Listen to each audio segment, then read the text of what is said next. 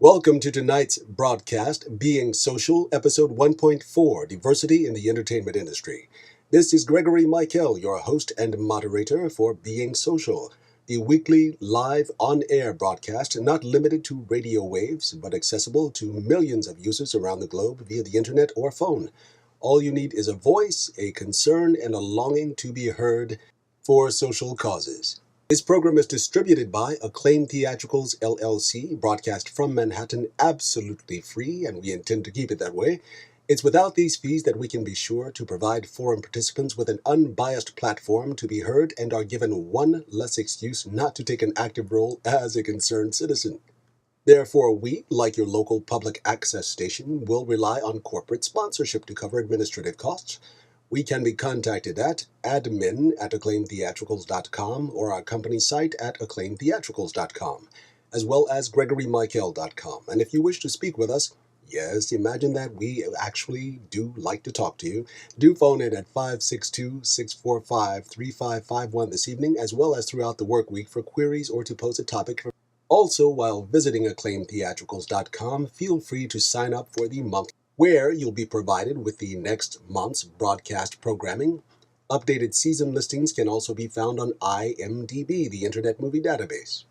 Welcome. This is Gregory Mikell, your host and moderator for the podcast Being Social, the on-air live podcast broadcast from Manhattan.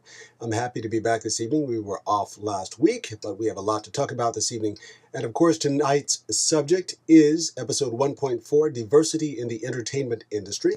We had a guest who was coming on the show, but he had a last-minute emergency conflict. Kyung Sim, our actor on the West Coast in Los Angeles. Unfortunately, he will not be able to join us tonight. However, he is looking forward to joining us for a later programming. Nonetheless, we have three other callers scheduled to phone in and take part in tonight's forum. I've just sent them an invite to join our forum tonight. And of course, you are more than welcome, to phone in at 562-645-3551 to join our open free forum either tonight on every Friday evening at 7:30 p.m. Eastern Standard Time here in the States.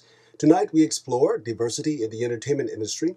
Among the aspects of the forum, I'm suggesting that we look at the changes in film and television over the past decade with America's rapid changing demographics of not only ethnicity, but gender and age. For example, we have such shows as Community, The L Word, Betty White on Hot in Cleveland. How about that? Talk about rejuvenating a career. It's been great to have her back. She's been quite a delight as always and has quite a large fan base. Let's also explore the Hispanic population growth, non-traditional parental households, and how viewer content is being affected in the variety of offerings. Now, in addition, the lack of representation of the Asian American demographic on the network television's airwaves, as well as in film, when considering their contribution to the country's economic well-being, education, and vast industries. Let's not forget sports. For example, tennis. Early on in the sport, one of the world's most noted African-American tennis players, Arthur Ashe, was an American world #1 professional tennis player. He won 3 Grand Slam titles, ranking him among the best tennis players from the United States. Ashe, an African-American, was the first black player ever selected to the United States Davis Cup team, and the only black man ever to win the singles title at Wimbledon, the U.S. Open, and the Australian Open. And the Australian Open. He retired in 1980. He played a pivotal role, of course, in opening doors for other ethnic players in the game, such as the Williams sisters, Serena and Venus, as well as Tiger Woods. For women, don't forget the former player Billie Jean King, an American former world #1 professional tennis player. King won a total of 39 Grand Slam titles throughout her career. Any thoughts? I have plenty. So these things, I think, are just a sampling of the ways that America's colorful palette thrives from diverse talent from other ethnicities, from other countries when they come over and they sow the seed and help this country to become a world leader. And we mustn't forget that. We must show appreciation and respect for it. I'm looking forward to our callers joining in. Again, I was hoping to have Kyung Sim come on the airwaves, but of course, as it is in the industry, we are if you are an artist or an actor, you know that last minute things come up and you have to go. So he said he was looking forward to tonight's broadcast, but will be joining us again later. And I was really looking forward to having his perspective as an Asian American on the changes in the industry. Of course, Kyung Sim recently appeared in TNT's Monday Mornings. Which has just unfortunately been canceled, but it was a really good show, and we were hoping, a lot of people were hoping, our friends on Facebook were hoping the show would be picked up. But there's so much going on in television here in New York. There's a plethora of broad programming, more than we've had in a very long time. So I think we have something like 50 productions currently going, not only in television and film, but there's a lot more opportunities for diversity in casting. So I think that the networks, and with cable especially, willing to take more chances. HBO, USA, FX, all of these are doing a great job and award-winning programming of coloring the palette and representing America as it truly is, a colorful palette of life every day in the street and every day on the programming. It's amazing to me, though. I came to New York in 1996. And that's when I began my acting career, doing classical studies. And at that time, I was talking to friends recently about this. I remember there were so many more opportunities for diversity casting. When I look at my resume, most of the work that I've done has been non-traditional casting, because I started out in classical studies, studying Shakespeare and doing Chekhov. And in the early 90s and the early 2000s, it was people were more open-minded. Now, also, economics always, of course, plays a factor in how things are cast and which things get cast. Because it's so much more expensive now to produce anything, especially looking at Broadway. You can't open a Broadway show for less than several $1 million just for a few weeks run. It reminds me of Fiona Shaw's show, The Testament of Mary. I can't imagine what the budget for that was, but it only had a very short run, and it was an award-winning play. So it's quite amazing. There's so many factors that factor into everything. And when we think in terms of entertainment, we always think in terms of television and film first and foremost. But again, as I mentioned, sports is such a broad field, and of course, it's I think that sports is more accessible for other ethnicities, for people coming from other countries. It's a more colorful palette, I think, and it's a little more accessible to get into, because it's one of those things that if you don't have that physical skill and that physical prowess, no matter what your history is or where you're coming from, it's not going to matter. It's like doing theater. You may have access if you've gone to an Ivy League school, or you have a family member or a heritage line, but if you don't have the talent to sustain that, then it's going to show no matter who you are and where you're coming from. So I think that sports is that equalizer, and like theater is that equalizer that says it doesn't matter what your skin color is, or what your heritage is, or what your economic standing is. If you're an exceptional talent, the world is open to that and will embrace you. I was not much of a sports kid nor an adult. I did play a little football as a kid. I did run track as a hobby, not competitively, but those are things that I'm glad that I had the physical prowess and the ability to burn off that energy. And I look at people like Tiger Woods, and I look at the Serena sisters, and I'm very proud that they have achieved what they have. And I look at people like Arthur Ashe, who really, I mean, if you think about it, when Arthur Ashe was around, he was at his climax of his career in the 80s. That's when he was at the top of his game, and he had a heart attack, unfortunately, which I think that was pretty much the end of his career, and things changed significantly, of course. But when you think about the pressure that had to be on them during that period, that was a pressure when there was still lots of racial tension, there wasn't as much diversity. He was the first African-American male to accomplish those things. Billie Jean King being a woman, that the pressure that had to be on her, setting that precedent in the game of tennis. It's amazing, and I really respect people like that. And those are the people who I admire the most. Those are the people that I've always been one that, as an artist, I think we are all very, very sort of the black sheep of whatever we're doing, because we understand each other, and not many people can, and it's understandable. It's where that right brain and the left brain just have that separation. It's hard to switch over.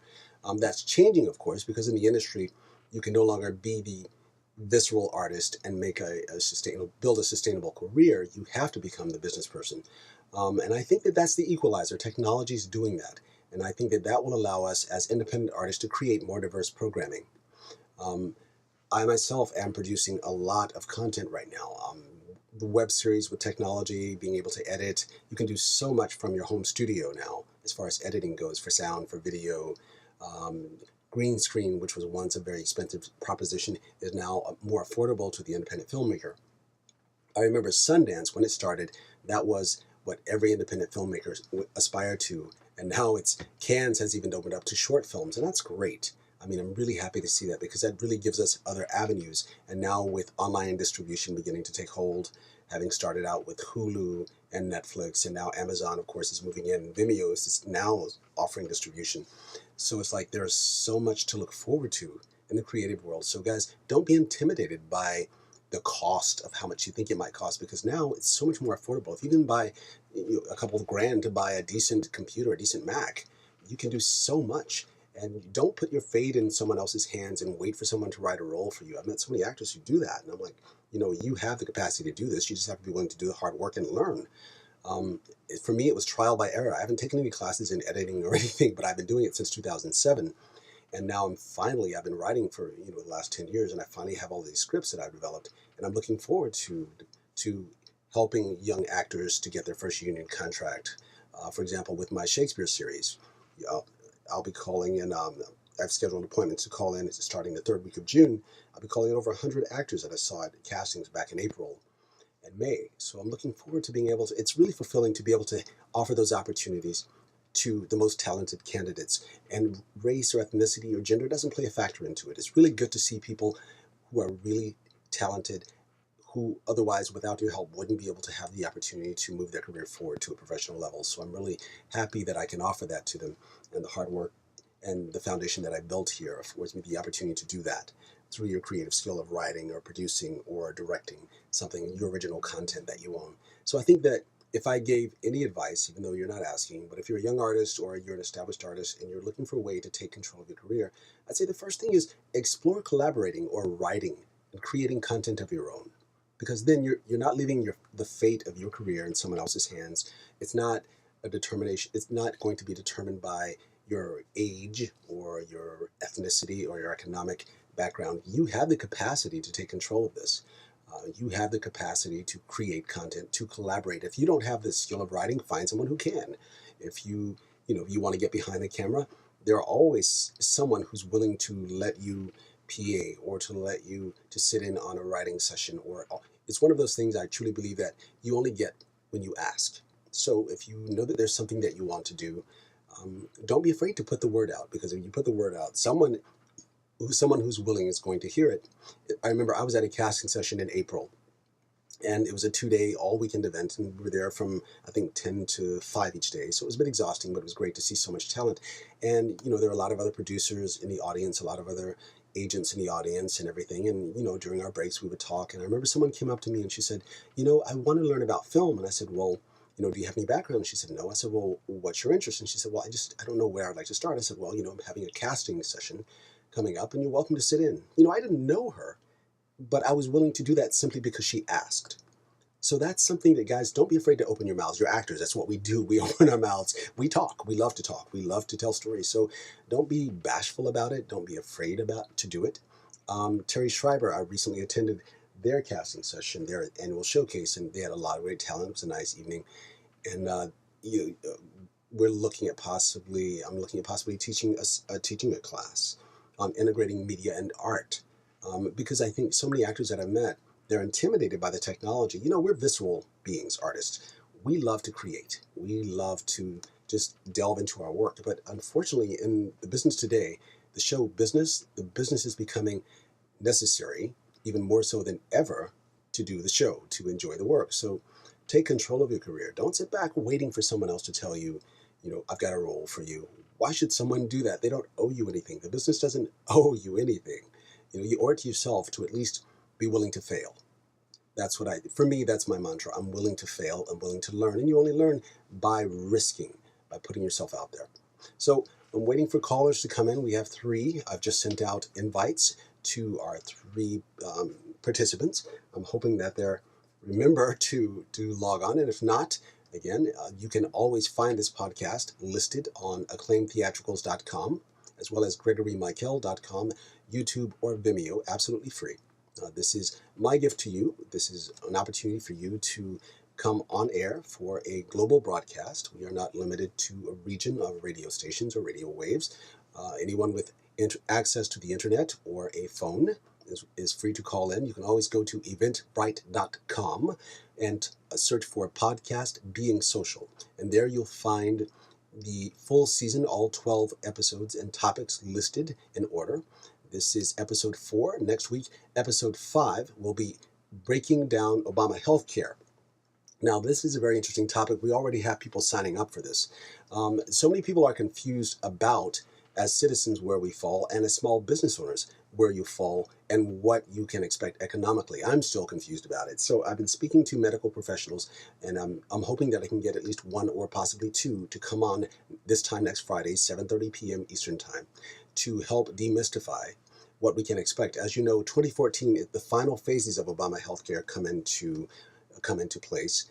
And so we need to know exactly how we'll be affected if you have medical insurance and if you don't. If you're a business owner, small or large, how will you be affected and how much of your bottom line will be allocated to insuring your employees if you're not a sole proprietor. Of course, this is America's first universal health care plan. We will attempt to break down and demystify to help you understand how you'll be affected as a consumer. I've made 30 free tickets available for next week's forum discussion. I encourage you to RSVP now if you have questions or concerns regarding Obama healthcare. Simply, again, go to eventbrite.com. If you missed last week's episode 3, the student loan crisis, you can find it hosted on acclaimtheatricals.com and gregorymikell.com, as well as YouTube and Vimeo for free. While there, do subscribe to our channels or sign up for the company newsletter hosted on Acclaim Theatricals website to stay up to date and informed on what's going on with us and upcoming episodes. Make your reservation now by emailing us at admin@acclaimtheatricals.com or going to Eventbrite and searching for podcast Being Social, where you'll find the full listing of Season 1 upcoming topics to choose from.